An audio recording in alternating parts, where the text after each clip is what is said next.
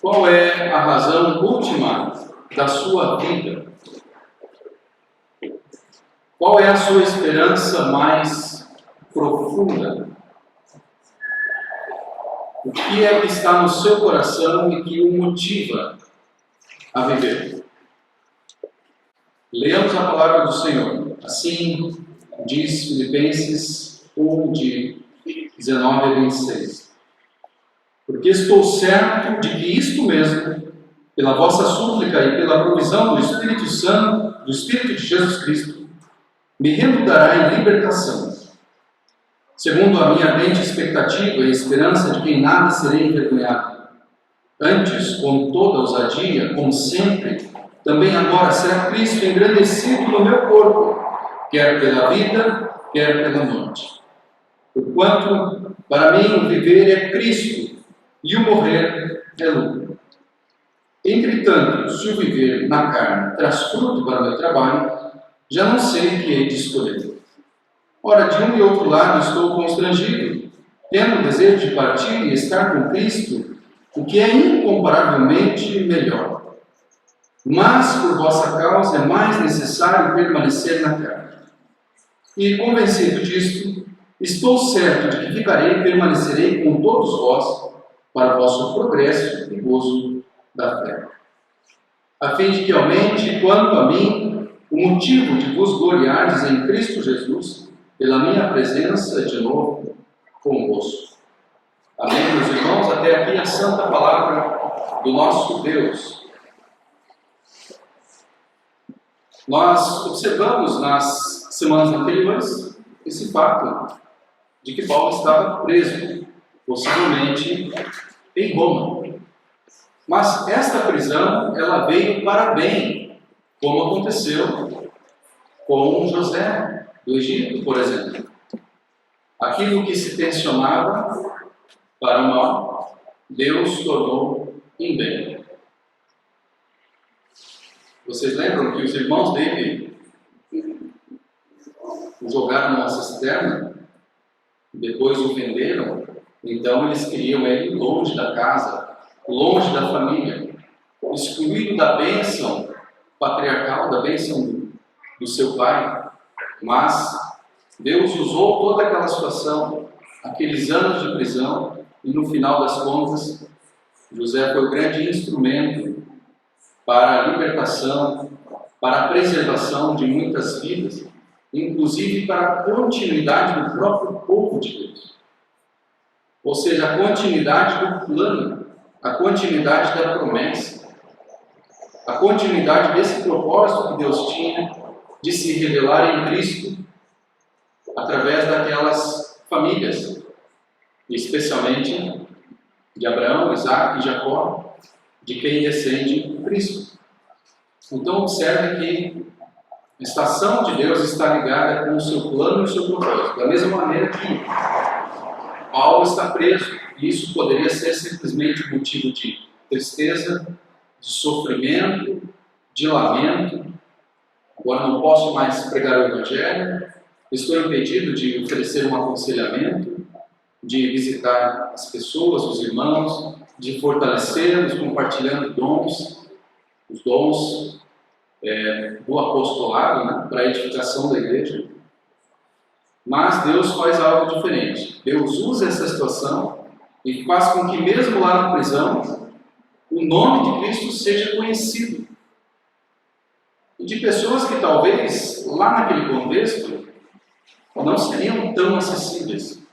Esta guarda do palácio, essa guarda pretoriana, se fosse o caso da guarda do imperador, era uma guarda de elite, eram soldados de elite, como se fossem hoje os grandes generais. Você não encontra facilmente essas pessoas por aí, né? Ou soldados muito especializados. E esta ocasião, então, deu margem para que Paulo pregasse também para essas pessoas. E aí aquilo que vinha para impedir a pregação do Evangelho se tornou o meio, o veículo pelo qual a palavra foi ainda propagada em áreas não alcançadas. E também por sentimentos vários, que nós não conseguimos entender aqui, como eu mencionei.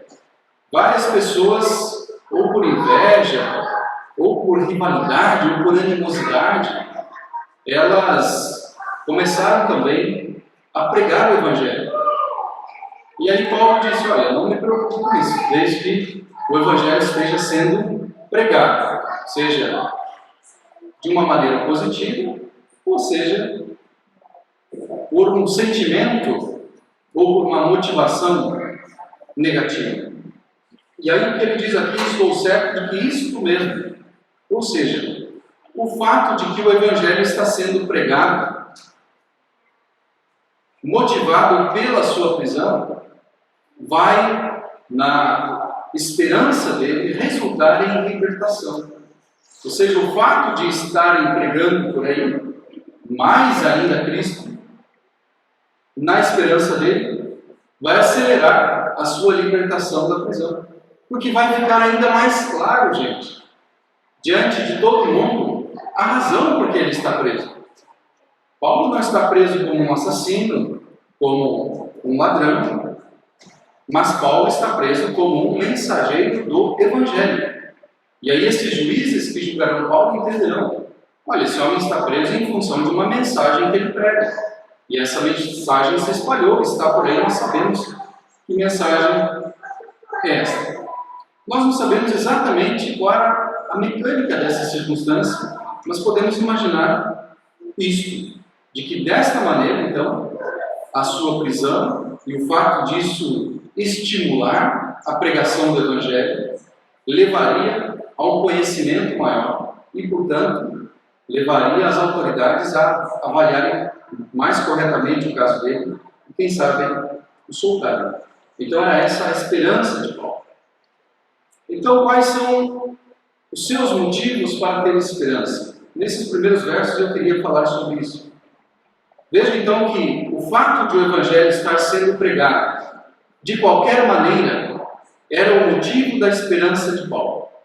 Quer dizer, a pregação do Evangelho ela é motivo para esperança.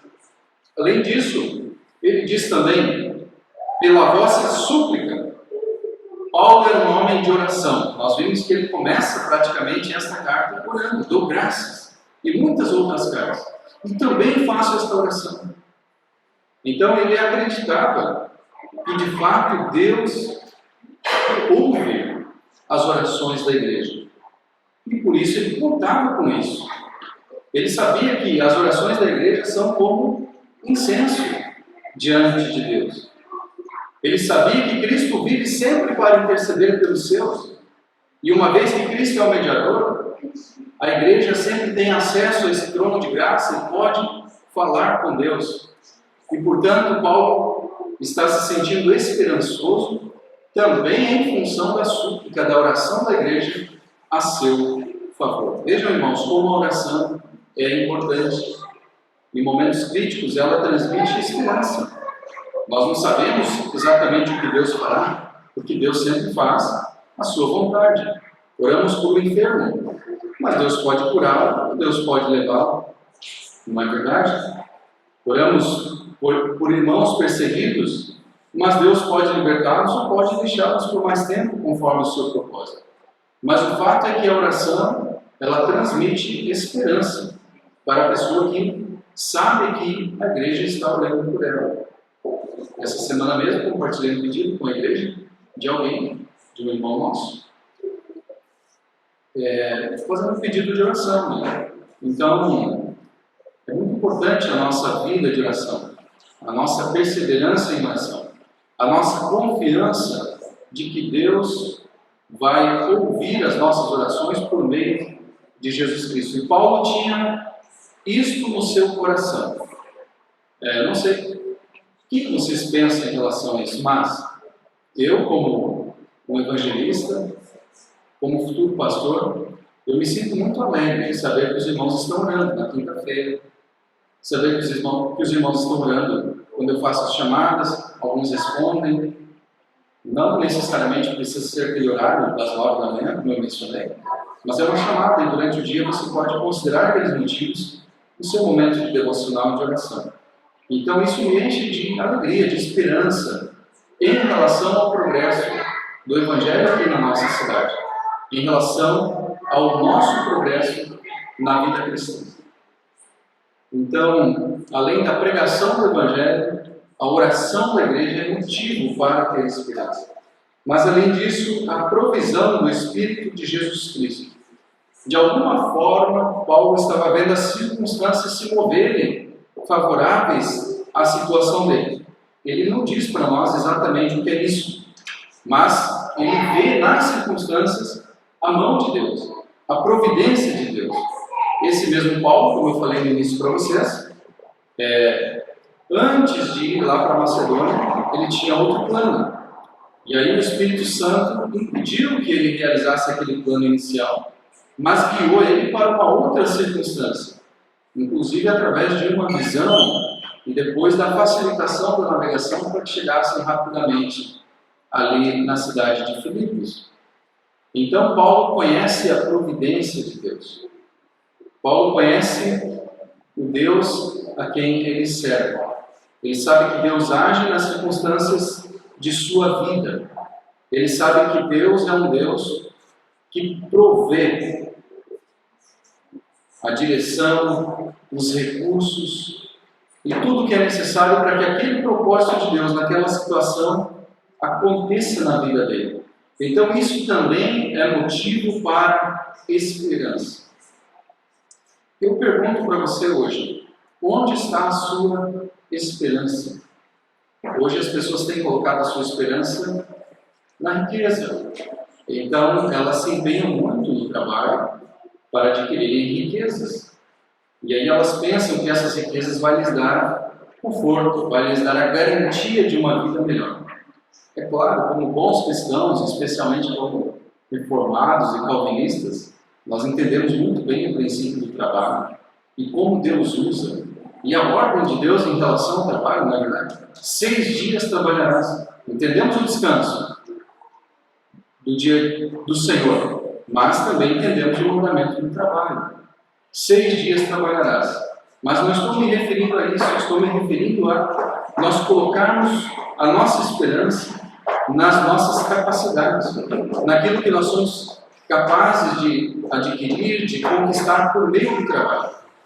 E aí, meus irmãos, quando essas coisas vão embora, as pessoas ficam frustradas, aliás, até desesperadas. Agora não se fala muito nisso, mas ali em 2012, 13, 14, tinha muita gente muito rica que teve reveses financeiros, tinham feito grandes empréstimos para grandes investimentos, veio todo esse problema financeiro, econômico, e muitas pessoas se suicidaram, porque perderam muitas coisas, perderam aquela esperança, perderam a possibilidade de fazer o pagamento daquele financiamento, daquele empréstimo, porque o coração delas estava nessas coisas. Então, não é à toa, não é por nada, não é em vão, não é por não ter o que falar que a Bíblia nos exorta severamente quanto ao perigo das riquezas. Jesus exortou sobre isso. Ele disse: não acumuleis tesouros no céu, é na terra, onde a traça e a ferrugem consomem, mas acumuleis tesouros no céu. E o que é esse acumular tesouro no céu? É viver para a glória de Deus, uma vida santa, uma vida dedicada ao Senhor. Paulo também exorta sobre isso. Ele diz: aqueles que querem ficar ricos caem em muitas tentações. Irmãos, quantos membros de igrejas têm se perdido e têm caído nessas tentações, em busca da riqueza? Então, a minha pergunta para você é: onde está a sua esperança? Você pode estar colocando a sua esperança em si mesmo, na sua capacidade, na sua inteligência, na sua experiência, nas oportunidades que você tem, mas isso só pode ser bênção, ser confirmado sobre a sua vida, se Deus colocar aí na sua mão. Então coloque a sua esperança em Cristo e seja motivado por aquilo que vem dele. Então, quando você já parou para pensar nisso? A pregação do Evangelho é motivo para eu ter esperança. Esse mundo está indo mal, mas o Evangelho que é pregado, ele tem o poder de transformar a nossa sociedade e de realizar o plano de Deus em nossa vida, em nossa cidade. Mas quando nós olhamos apenas para o que está acontecendo, a nossa tendência é enfraquecer. Como Pedro, que olhou apenas para a altura e o poder das ondas e começou a ter medo e começou a afundar, enquanto ele deveria ter continuado olhando para Cristo e caminhado sob a voz de comando de Jesus. Jesus disse: vem, mas ele teve medo. Então nós muitas vezes fazemos isso. Olhamos para as circunstâncias, tememos, colocamos a nossa esperança em tantas outras coisas que não em Cristo, e aí acabamos frustrados, acabamos desanimados, acabamos desesperados, porque as riquezas são completamente voláteis. A nossa esperança deve estar em Cristo. E quanto à oração da igreja, quando você sabe que alguém está orando por você, você pede orações às vezes? Ou você acha que não precisa? Paulo era humilde o suficiente para contar com a oração da igreja. Então, haja da mesma forma. Às vezes você está enfraquecido espiritualmente. Às vezes você precisa apresentar. Paulo ensina isso. Irmãos, comuniquem as necessidades aos santos. Está passando por alguma luta, alguma dificuldade, algum sofrimento. Nossa igreja é muito séria. Vem aqui e fale comigo. Podemos fazer um aconselhamento. Podemos colocar seu nome em oração. A igreja pode orar por você. Podemos instruir você na palavra de Deus. Então seja humilde, dependa de Deus e dos meios que Deus nos ofereceu. Além disso, a gente precisa de sensibilidade para perceber a ação de Deus, a ação do Espírito Santo no nosso tempo. Nós vivemos numa situação que parece que Deus está ausente. Que Deus veio aqui, criou o mundo e sumiu. É isso que muitas ideias e filosofias mundanas querem fazer você pensar. Querem fazer você pensar que Deus não é pessoal. Querem fazer você pensar que Deus não te ama, que Deus não se importa com você, com o mundo, ou com o que acontece. E nós, às vezes, caímos num determinado racionalismo e tocamos a nossa vida adiante apenas de uma maneira mecânica. Se eu fizer determinadas coisas, tudo vai dar certo. Não é assim. Você precisa andar sempre em comunhão com Deus. E aí você vai ser capaz de discernir no seu dia a dia a presença de Deus, como Deus, o Espírito Santo, está te guiando para Cristo, te guiando dentro da vontade dele, te guiando nas mais diversas circunstâncias, fáceis ou difíceis. Isso que Paulo fala aqui não é simplesmente porque ele era um autor inspirado, ele era um ser humano como você e eu. E ele tinha esse discernimento espiritual de perceber as circunstâncias e como Deus as estava direcionando dentro do plano e da vontade dele. E ele se submetia a essa provisão, a essa providência de Deus. Então ele acreditava que essas coisas redundariam em libertação para ele. A pregação do Evangelho que estava se multiplicando, a oração da igreja e a direção, a guia, a orientação do Espírito Santo nas circunstâncias de sua vida. E ele disse que isso então redundará em libertação, verso 20, segundo a minha ardente expectativa e esperança de que em nada serei envergonhado. Ou seja, Paulo, como um réu, alguém que está sendo investigado e processado juridicamente, ele tem que apresentar a sua defesa. E nesse momento ele poderia talvez sentir-se intimidado poderia dizer como Pedro, quando negou Jesus, e disse: eu não conheço esse homem. Ou poderia fazer como várias outras pessoas em circunstâncias angustiantes, diante do medo de perder a vida, acabaram negando a fé em Cristo, como aconteceu na época das grandes perseguições da igreja, especialmente debaixo do Império Romano. Mas Paulo, ele tem essa ardente expectativa e esperança, e ele transforma isso numa ação. Ou seja, eu vou apresentar a defesa de Cristo. A defesa de Paulo é a defesa do Evangelho. A defesa de Paulo é a defesa da proclamação e da pregação da palavra.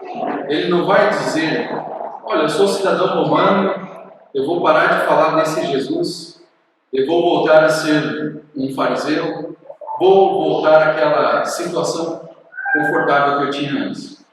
Ele vai continuar sendo corajoso e vai pregar o Evangelho, vai testemunhar o Evangelho, vai se defender com base no Evangelho, na sua vocação, até o final. Então, quando ele apresentar a sua defesa, ele vai falar do caminho de Damasco, ele vai falar do que aconteceu na sua vida, de como ele foi alcançado pelo Evangelho e de como agora ele está preso a essa vocação e ele não pode deixar Cristo de lado. Isso se tornou o fundamento, o centro de sua vida.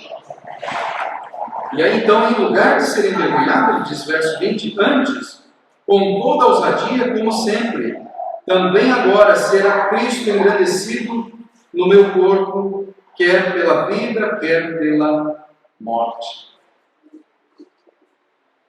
Essa carta é muito surpreendente nesse aspecto. Ela mostra quão radical era a dedicação de Paulo a Cristo. Quão radical era a dedicação de Paulo ao Evangelho. Quão radical era a entrega de Paulo a Cristo. E ao modo como Deus estava conduzindo a sua vida.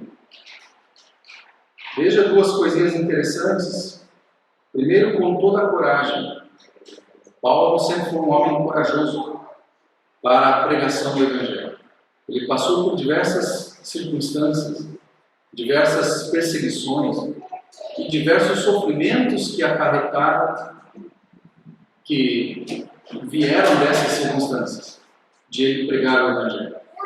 Vieram como consequências, mas ele nunca desistiu, ele nunca voltou para trás, ele nunca pegou no arado e deixou, e voltou embora. Mas não, desde o início, Paulo sempre foi um cristão dedicado e corajoso na proclamação do Evangelho.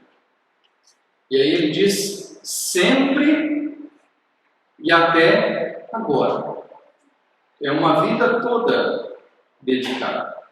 E aí eu pergunto a você, em relação ao tempo decorrido na sua vida cristã, quando você olha para trás, para o seu histórico, você vê isso?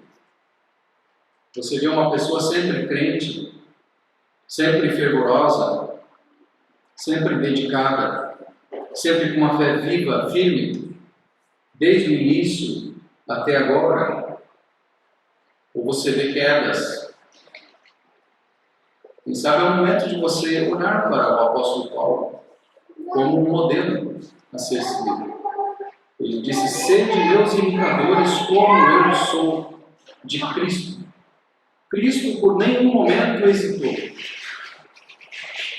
sabendo que ia tomar sobre si a cruz, sabendo de todo o sofrimento e de toda a dor que ele enfrentaria por mim e por você. Ele nunca desistiu, ele nunca hesitou, ele nunca voltou atrás, mas ele prosseguiu sempre para a sua missão.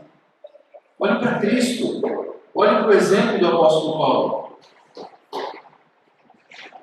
Seja corajoso, seja uma pessoa constante, estável na sua fé. Volte para Deus de uma maneira definitiva.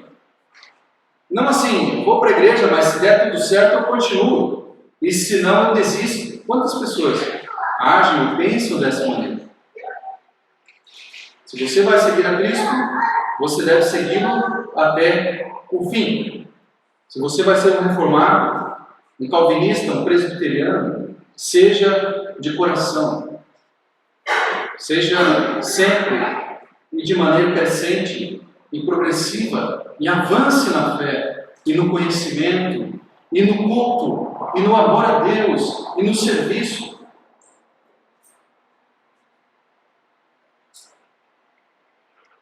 Hoje é dia 5 de fevereiro de 2023. Vai passar o tempo. E talvez no ano que vem você vai poder fazer um exame de como foi a sua vida durante este ano que está iniciando. Como bom seria se você pudesse olhar para trás e dizer, como sempre, desde aquele dia até agora, eu estou disposto a engrandecer Cristo pela minha vida. Agora veja a intensidade dessa dedicação de Paulo. Vimos aqui a constância dessa dedicação. Mas agora a intensidade, ele diz, quer pela vida, quer pela morte. Cristo será glorificado através da minha vida ou através da minha morte. Lembrando dessa circunstância em que ele está. Isto pode, hipoteticamente, resultar numa execução.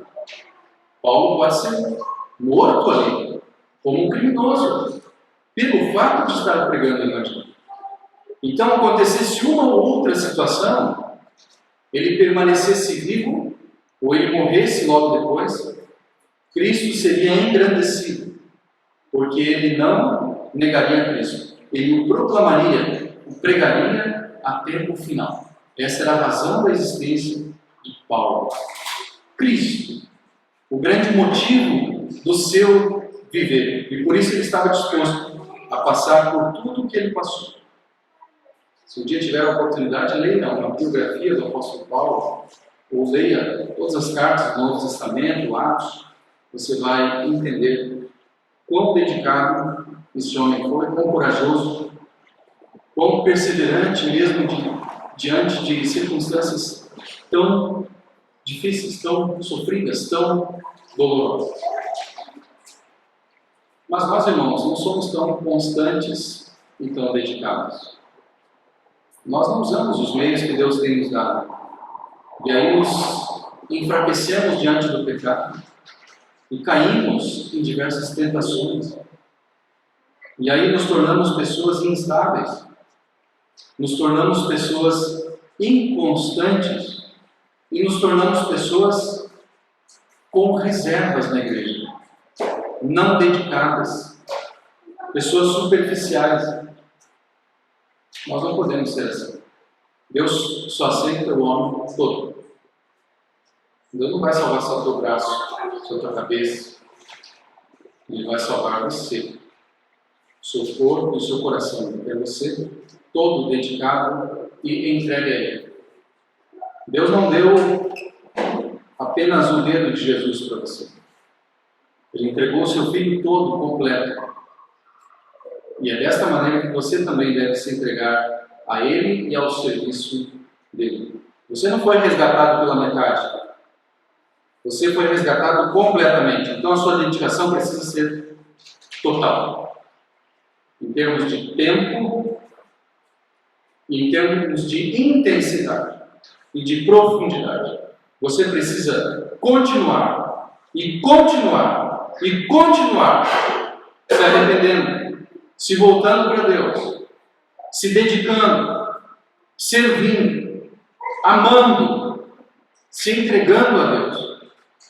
Você precisa ser intenso nisso, diante de qualquer circunstância.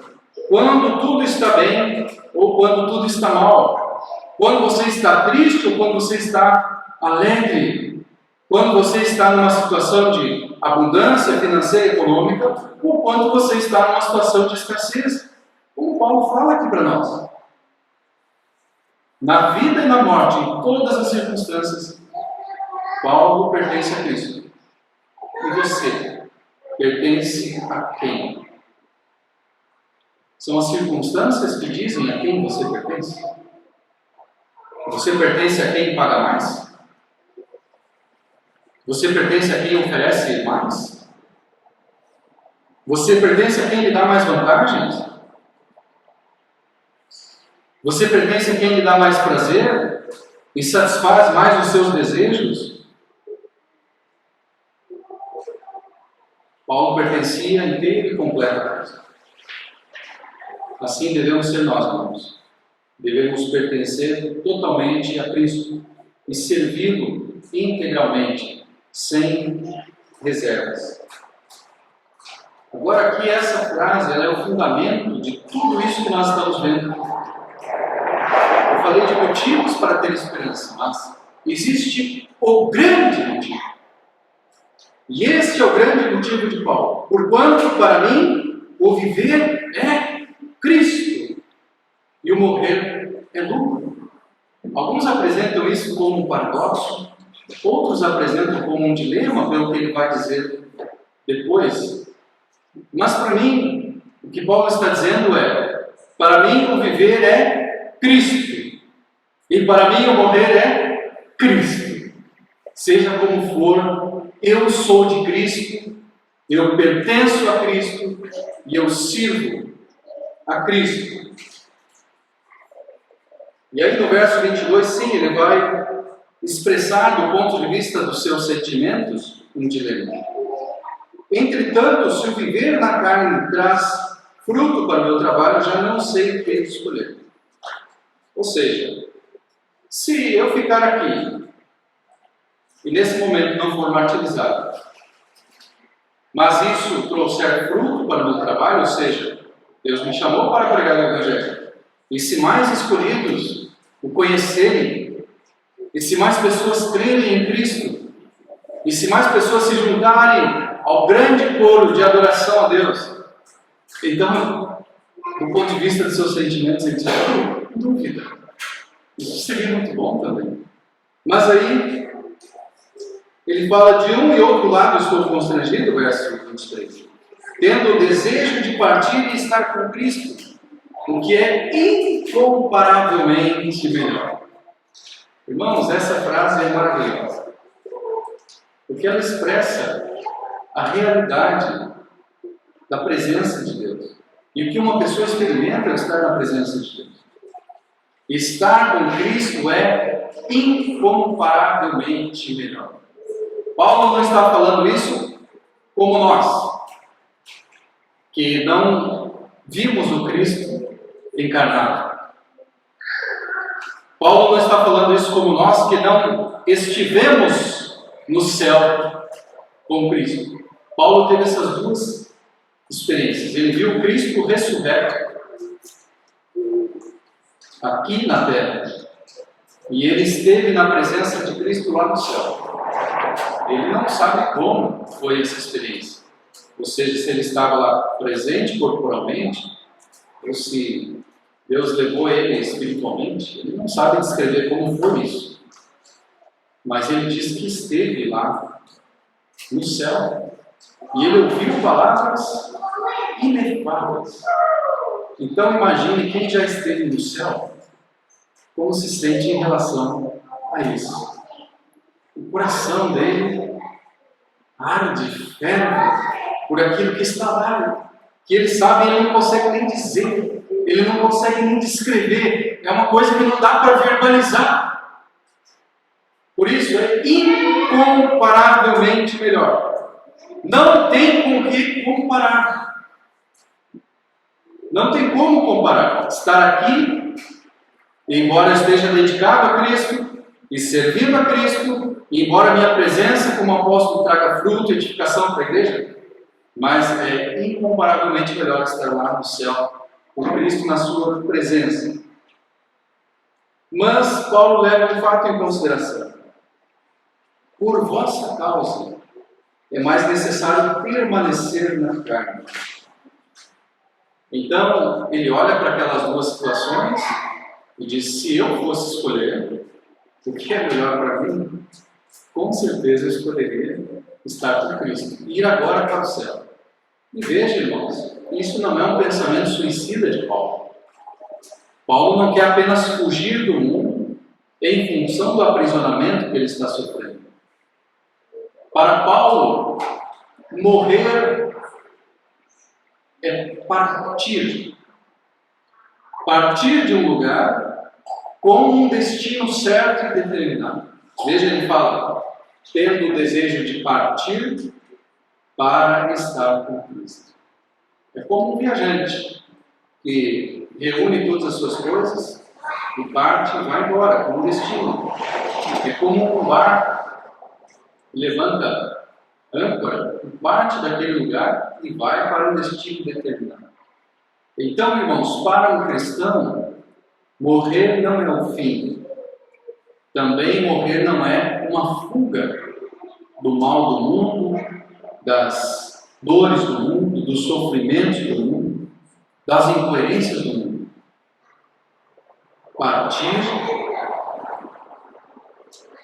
Partir com um destino, não sem um destino.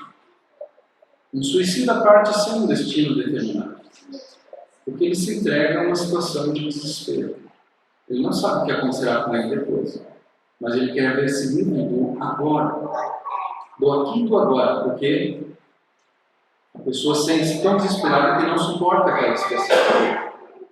Ele morre, mas ele não sabe o que vai acontecer com ele, para onde vai, se o que vai acontecer é melhor ou pior. Então ele se lança nessa dúvida tenebrosa. Mas um cristão, se ele tem o desejo de partir, é partir com um destino determinado. Então, para nós, o morrer é partir, e partir para estar com Cristo. Meus irmãos, tem muitas doutrinas sobre o que acontece com uma pessoa após a sua morte. Mas o ensino bíblico é muito claro sobre isso. Para Paulo, se ele morresse naquele momento, ele estaria com Cristo. E era isso que ele desejava. E em muitas outras partes a Bíblia fala sobre isso.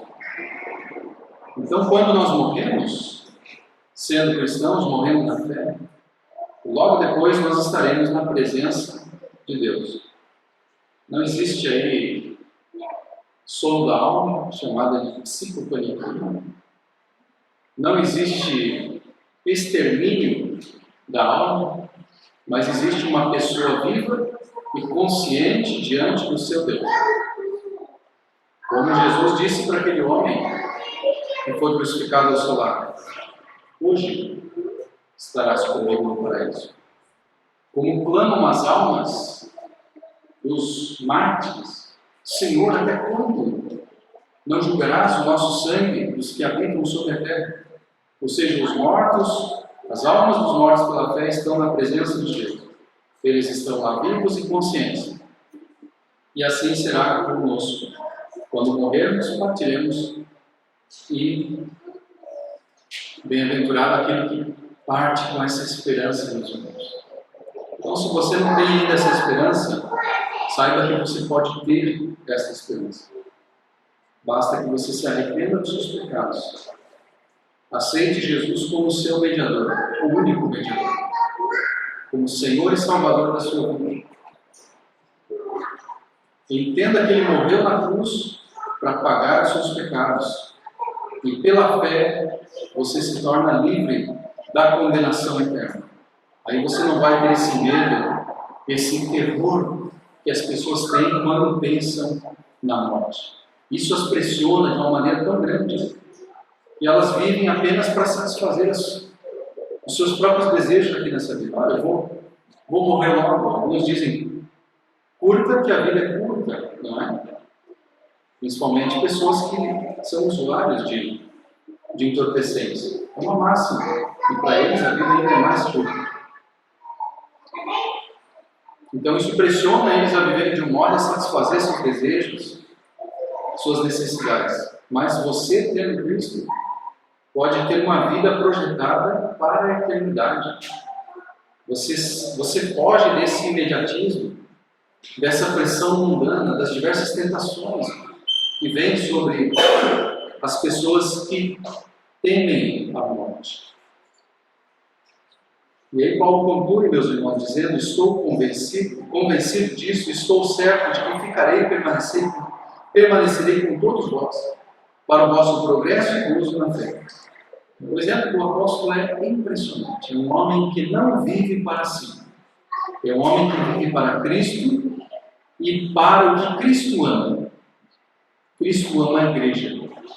Então Paulo vive para o progresso e o gozo, ou seja, a alegria da igreja. A presença de Paulo lá com os irmãos filipenses traria muita alegria. E era isso que ele queria que acontecesse. Ele tinha muitos ensinamentos, imagina só. Além de ser quem ele era, inspirado por Deus, mas este homem agora, com toda a sua experiência de apóstolo, acumulada ao longo de toda a sua vida, quantos ensinamentos, quanta riqueza. E ele gostava de pregar, né? Lembra aquela ocasião lá? Ele tinha que fazer uma viagem, pregou até entrar na madrugada, e foi por tantas horas, isso que um rapaz adormeceu lá e caiu da janela. Não é? Então ele vivia para isso, e ele tinha o conteúdo, ele tinha a palavra, ele tinha a direção do Espírito Santo, e ele vivia para isso. Para que você vive, meu irmão? Você vive aqui para ter uma vida boa, para ter bem-estar, ou você vive para Cristo? E você vive para servir a Cristo e a igreja, que é amada por Cristo. Irmãos, hoje é muito difícil a situação da igreja brasileira, principalmente. Existem muitos falsos profetas, muitos falsos ensinos, que levam as pessoas a pensarem que estas falsas instituições são a igreja de Cristo. E aí as pessoas associam a igreja falsa com a igreja verdadeira. E começam a sentir-se que não devem fazer parte da igreja. Sentir-se envergonhadas, sentir que ali não há pessoas boas, sentir que tudo isso é uma empresa, um sistema financeiro. Mas isso eu quero dizer para você, é um engano do diabo. É um engano do diabo que cria, como lá, sinagoga de Satanás, referida em Apocalipse, pelo próprio Cristo. Então essas casas de oração, de adoração, que não são casas de adoração, são casas de adoração ao diabo. Só que uma pessoa leiga, que não tem conhecimento da palavra, acha que é tudo a mesma coisa. E aí acaba se afastando da igreja, se afastando do serviço a Cristo, se afastando do culto, se afastando da fraternidade cristã. Nós não devemos fazer isso, não devemos cair nessa situação de desigrejados. Nós, necessariamente, sendo verdadeiramente cristãos, participamos da igreja. E devemos nos conformar com Cristo na sua cruz e na sua morte. E isso sim inclui levar sobre nós a humilhação, mas é daquele sacrifício que foi feito por nós. Não a humilhação desta falsa igreja que ensina mentiras, desta falsa igreja que dá um mau exemplo e leva as pessoas para longe. Então Paulo vivia para o progresso e a alegria na fé daqueles irmãos e de todos aqueles a quem Deus o enviasse. Isso para ele era motivo de que eles se gloriassem em Jesus Cristo. Ou seja, a vida de Paulo era um motivo de louvor, um motivo de adoração a Deus, um motivo de alegria na presença de Deus. Você, como membro da igreja, é motivo de alegria? É motivo de louvor a Deus? A nossa igreja, os nossos líderes, devemos refletir sobre isso. E devemos, sim, seguir o exemplo de Cristo, o exemplo do apóstolo Paulo. Porque é para isso que nós somos chamados.